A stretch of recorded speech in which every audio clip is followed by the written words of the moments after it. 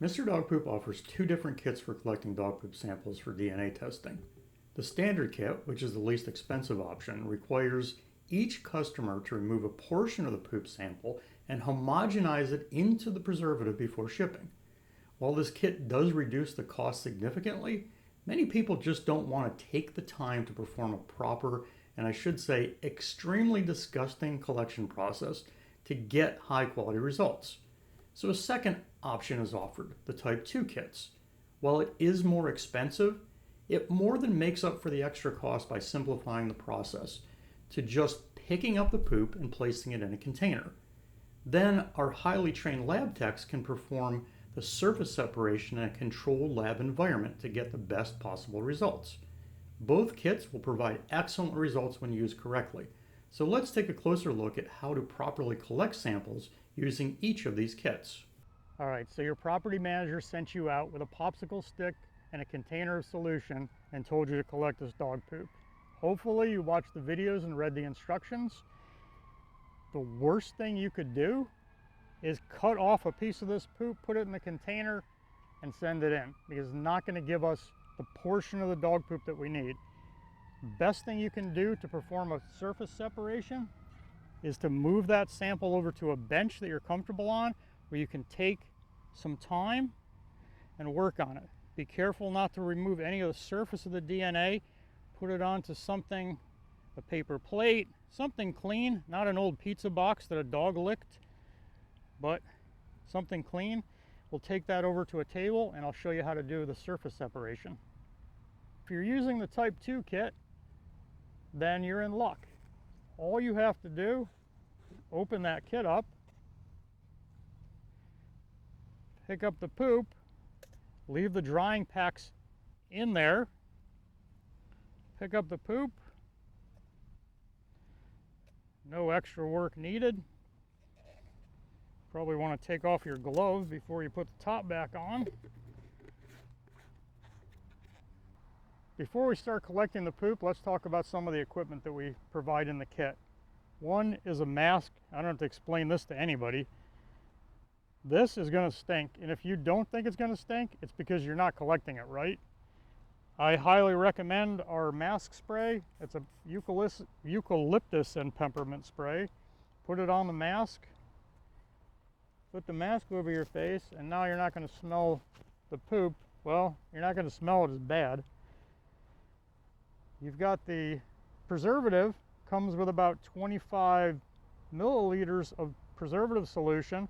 We want to put 5 to 10 milliliters of high yielding DNA from the poop. Then you have a popsicle stick. It's not actually the best tool for collecting the DNA.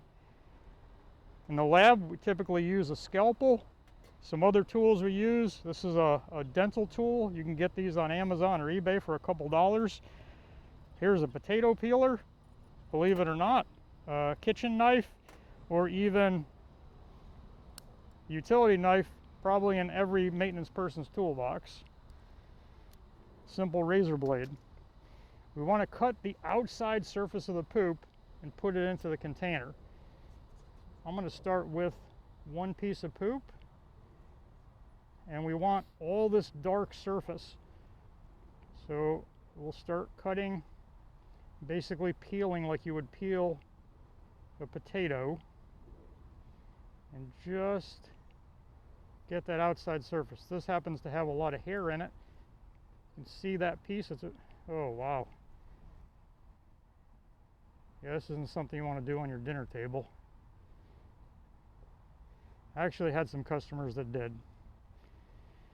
You want to cut that surface off and put that surface into the tube. You're going to go all the way around each piece of poop. When it gets to the inside brown part, it's discarded, and you move on to the next piece, and you're going to cut all that outside surface off. That's where the DNA is. That's what we need. We don't need any of that inside, and every poop is going to be different. Some poops are going to be hard, some poops are going to be softer. This one's a little hard on the outside. Again, we're going to put it in the solution. Some people even use a potato peeler And this is literally like peeling a potato. We want to take that outside surface of the poop and put it in the tube. Nothing on the inside. And if you look closely, this will actually nicely peel that outside surface. When we get that, that's all we want. We don't want the inside of the poop. We just want that thin skin on the outside of the poop. And you can see how that's been skinned. What you need to do is go all the way around the poop. So you'll keep cutting and taking samples, adding them to your solution. That piece, you keep going around the poop. You don't know which parts of the poop might have DNA, so we want to get all that outside surface, all the peelings. Once you get to the point where you've used everything except the outside, that's discarded, and go on and move to the next piece. You keep going through the poop, taking that outside surface until we have at least 5 milliliters, potentially 10 milliliters in the tube. Then go ahead and seal it back up, strap it into the poop shaker, and this is going to homogenize the sample.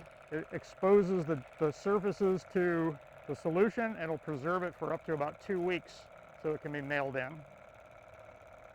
When you have a sample like this, if you're using the type 2 kit, you can just take the poop, put it in the container,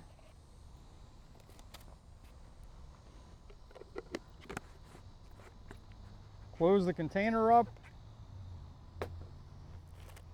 We give you a pre-made mailing label, so it already comes back to us.